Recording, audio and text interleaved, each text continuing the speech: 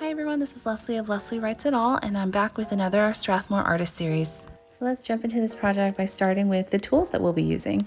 I'm using a Daler-Rowney Aquafine paint set. This is the one that I used for this project, but it also comes in a travel size, and I just wanted to show that to you guys.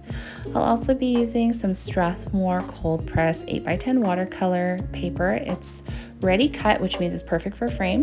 And I'm using Princeton Velvetouch watercolor paintbrushes in a round size 4 and 8. I also recommend keeping an extra pad of watercolor paper around just for practice.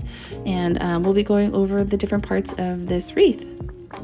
So I kind of wanted to go with some more frosty looking flowers. So I started with some Payne's gray mixed in with a little bit of that blue for the center of the flowers, and we're going to try to make the illusion of kind of like a white or kind of a bluish white flower to just paint the center of that that flower.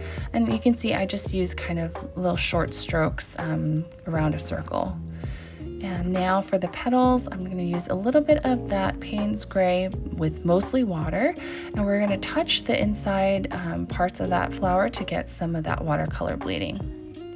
And as I'm painting this, I realize that I don't want it as gray as it's coming out, so I will be mixing in a little bit more blue, but essentially I don't use white that often when I'm watercoloring, so we're going to hint at the color white by using kind of shadows and things like that.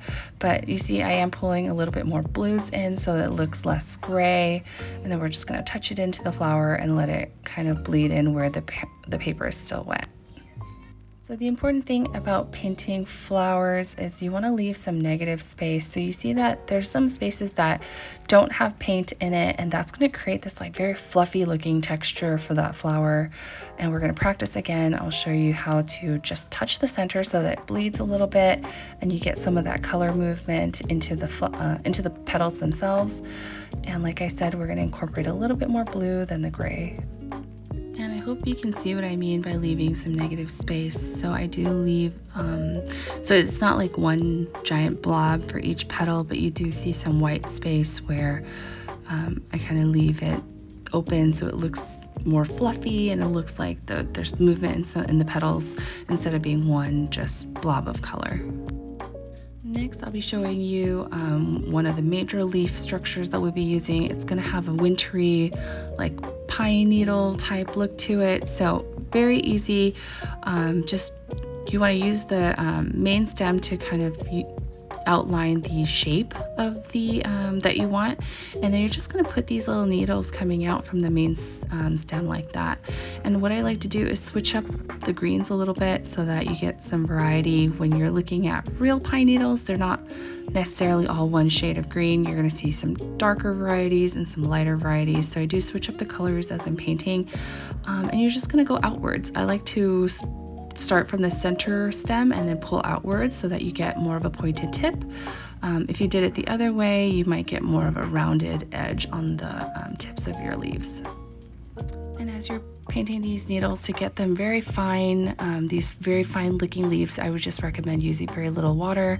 The more water you add, the more full your little pine needles are going to look. And now for our other leaf shape that we're going to be using, it's going to look kind of like a winter eucalyptus. I paint in a very loose style, so it's not really that realistic looking, but basically you're going to create a main stem, leaves coming off of it, and then you have a few leaves right in the center of it, kind of to show that it's coming towards you or coming out at you. And then you can add other branches and other leaves as needed to just shape the wreath. And now I'm going to add a few berries. Originally I thought I wanted them kind of a darker red color, but that's why we practice ahead of time. I kind of just like creating the general flower shapes and then the general leaves that I'm going to be using, but also getting a sense of the colors and whether they go well together or not. I originally thought I wanted these as darker berries, but it just seems kind of moody for this piece, so I decided, you'll see in the final piece, that I kept it a little brighter and more pinkish red. But yeah, just this general shape. You're going to create little blobs of kind of rounded little blobs.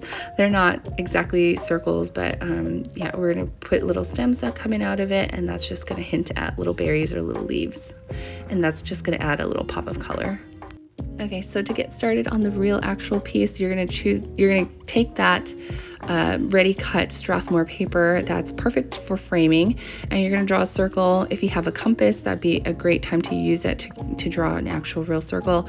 I kind of find whatever shape is, you know, or size circle is best. You can see I use like some tape roll here, and then kind of just adjust it a little bit based on the size of the wreath that I wanted. And you're going to center that to the page. You can see that I'm using a pencil and then just using a kneaded eraser to lightly erase that circle. So I can still see the circle. It'll be hard for you to see it on film, but it's going to guide you when you're creating your wreath.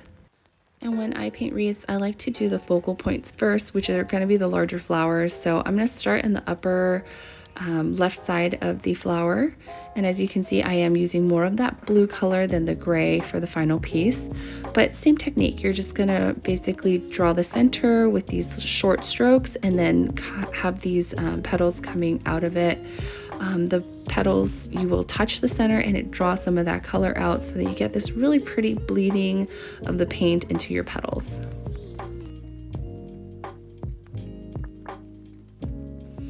You can plan this out ahead of time where your flower placements are going to be.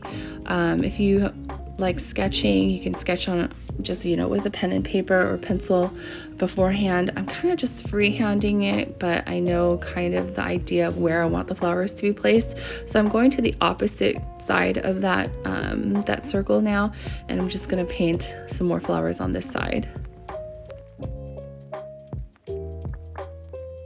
And you can vary the size and the shape and the directionality of these flowers. It's just, I like to keep them front facing because they're the focal points of this wreath, and there's not that many flowers in this piece itself. So just kind of front facing is easiest to paint. And you can choose to spread out your flowers, but I'm just choosing to do them in clusters. So I'll have a cluster down on this side of the wreath and then a cluster up where the first flower was painted as well. It's really personal preference. You can space them out, but I kind of like leaving the flowers together so that the leaves are kind of all together as well. And then I'm choosing to make this one slightly smaller just so I can fit more leaves in as well. And then also give some variety in the shapes and sizes of these flowers.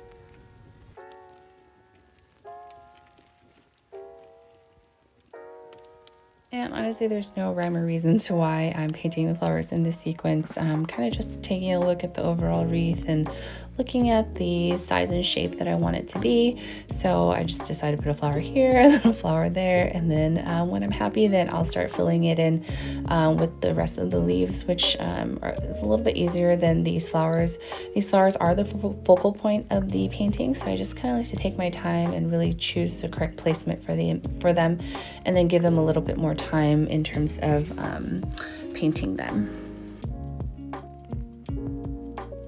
I guess I do tend to paint the larger flowers first, and then as you can see, the other flowers that are off to the side of each of the main flowers is slightly smaller.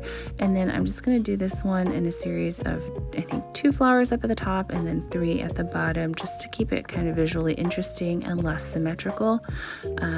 It's up to you. If you like to make them, like, make it look more balanced, you be sure to add an extra flower if you'd like to. You can see I picked up a little more blue than I liked right here, and I'm just going to dilute that with a little bit more water so that it looks more like very light blue, and it hints at the flower being kind of a whitish blue instead of a very blue flower. But it is fun to keep the colors different. If it's all kind of one tone or one color, it gets visually less interesting. Okay, so since I'm happy with the flowers, I'm going to go ahead and use those pencil markings to guide the shaping of these leaf branches. So I am going to start with that pine looking one that we practiced earlier, and use the pencil lines to kind of guide the curvature of that stem. And then I'm just going to pull very gently, very lightly, just a very light touch with this so that you get very fine pine needles. So pull very lightly from the center outward, and you're going to get that really sharp tip on each pine needle. And like I said, I am varying the color here. I started with a darker green and now I'm pulling some lighter greens into it. And as you're going, they're going to bleed a little bit into each other and just make it look really interesting, because watercolors love doing that thing where they interact with each other, and that's really why I love painting with watercolor. I love seeing how the colors interact and create different colors from there. And then as you're going to see, we're going to use the leaves to fill in the wreath, give it more fullness, fill in areas that maybe are lacking or need more shaping. So leaves actually play a great part in filling out the rest of the wreath. And the flowers are the focal point. They're the kind of the star, but the leaves actually bring everything together. And I am painting the second set of leaves kind of on the opposite side. It is going to have a little bit of symmetry, but not exactly the same shape. So keep that in mind when you're painting. If everything looks like really, really perfect, I don't know, it just takes away from the handmade aspect of painting your own cards. And as you can see, the left side leaves are a lot lighter in the green color, so just keep it varied and then play with the different colors. So now we didn't cover these, but I'm basically adding a few extra leaves just around the base. You can see it's kind of like almond shaped, and then I leave a negative space in the middle to kind of hint at the center of each leaf. And that's going to keep it from looking kind of blob-like. And I'm just going around seeing where I can kind of fill in the shape a little bit and give the flowers a little bit more of a pop by adding some leaves to it. And once I add some things, I just take a step back and I look to see, what's it missing? Where could I fill in more space? So I do take some time to step back and look at it before I proceed. What I love about this Daler-Rowney palette is that you can make so many different colors from this palette itself. So if you want to darken a color, I love adding Payne's Gray that you can see here. I mixed a little bit of blue and some greens in to get this really lovely light forest green color. And anytime you have a new palette that you're working with, I always recommend playing with the colors first before you paint with them, just so you can familiarize yourself with what kinds of colors you can get from the existing colors. So if you have a palette with these many colors, honestly, the combination of colors you can make is infinite. You can add water, you can add different colors, and you just get such a variety of unexpected colors a lot of times too. So I recommend always playing with your palette before you start painting. And now you can see I'm adding in those eucalyptus-like leaves. I like to add a lot of water because the colors of this wreath kind of are lighter, so instead of being heavily pigmented, I'm just gonna dot in some color but use a lot of water to move that paint around. And I hope you can see what I mean about letting the leaves help balance out the shape of the wreath, and you can add on branches as you see fit to fill out the space that you need to be filled out. And again, you can see I'm just adding in some leaves and taking a step back and seeing where I can add more or leave it. I just think that it's a really fun style of painting, this very loose style. It's not realistic looking, but it is very fun and easy to put together. And I decided not to add any more eucalyptus. I just thought it'd be fun to switch it up since I didn't want it too symmetrical. So I'll just be using kind of those almond shaped leaves that we did before to fill out the rest of the space. It's really up to you how you want to do this. Again, this loose style of painting kind of gives you a little bit more leeway when you're painting. It's just kind of a fun way to practice your brush strokes and to have an introduction to flowers if you haven't painted flowers before.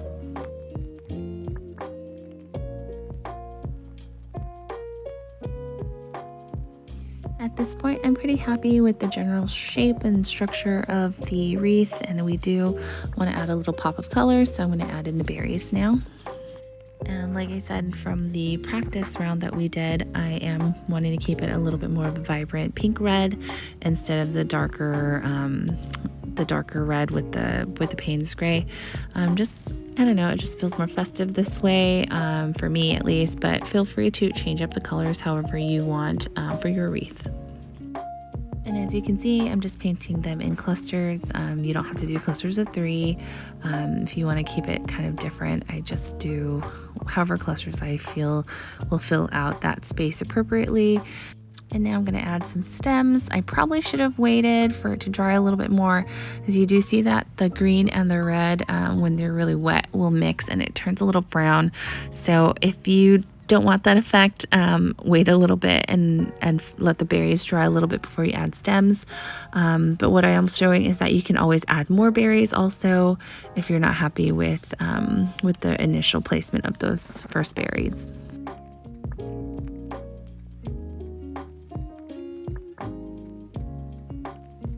You can see as I'm drawing the stems, I'm not necessarily drawing a stem for every berry.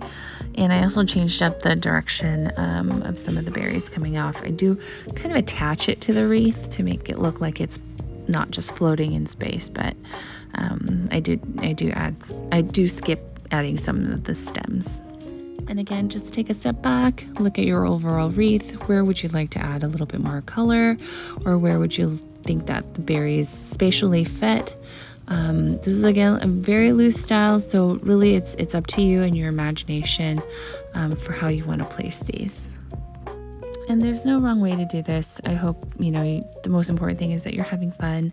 I think these holiday paintings, holidays always get me in the mood for painting, but I do love putting personal art pieces as decor around my house during the holidays. So I do love making pieces that I can frame and kind of put in my doorway, or I gift to people, just randomly if my friends ask me for some paintings. But wreaths are really easy. You can write the name of a family in the center if you want. That makes a really sweet gift for friends.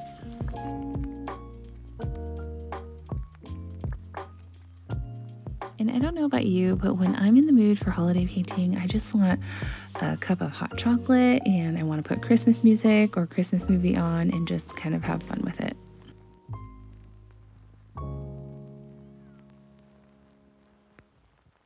And I mentioned before that this painting would be a really sweet gift for friends or family, but it also makes really great artwork to just put in your home. So I'm just sketching out some of the words that I'm writing in the center of my wreath, but feel free to put any phrase or family name if you want, and it's kind of perfect to leave out. I'm using the same method that I did when tracing the circle of the wreath, basically just kind of outlining and sketching in pencil, and then I'll be using my kneaded eraser just to lighten the markings. So it's still very visible to me as I'm painting, but it's really difficult to see once I lift that pencil off the page.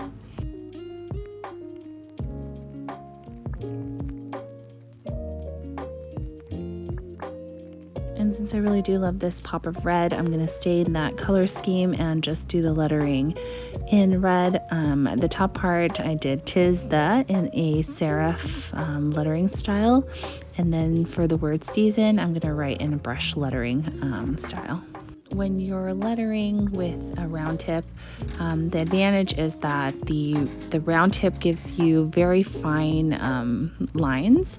You just have to make sure that you use light pressure and not too much water. A lot of water is going to cause the watercolor to pool, and that's going to cause some thickening of the lines. So make sure you're light on the water and you use a very light hand when you're writing something that is as fine in detail as these letters are. And again, I just want to make sure you know that you have the option to choose whatever color, whatever style of lettering, and whatever phrase you want to write in your wreath. Again, this is a really fun exercise, and it can be great as a gift or something just for yourself.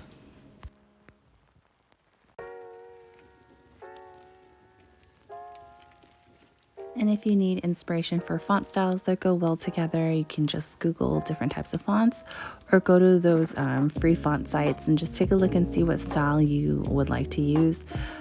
I just wanted to switch it up by doing this style of lettering on the top and then a different style on the bottom.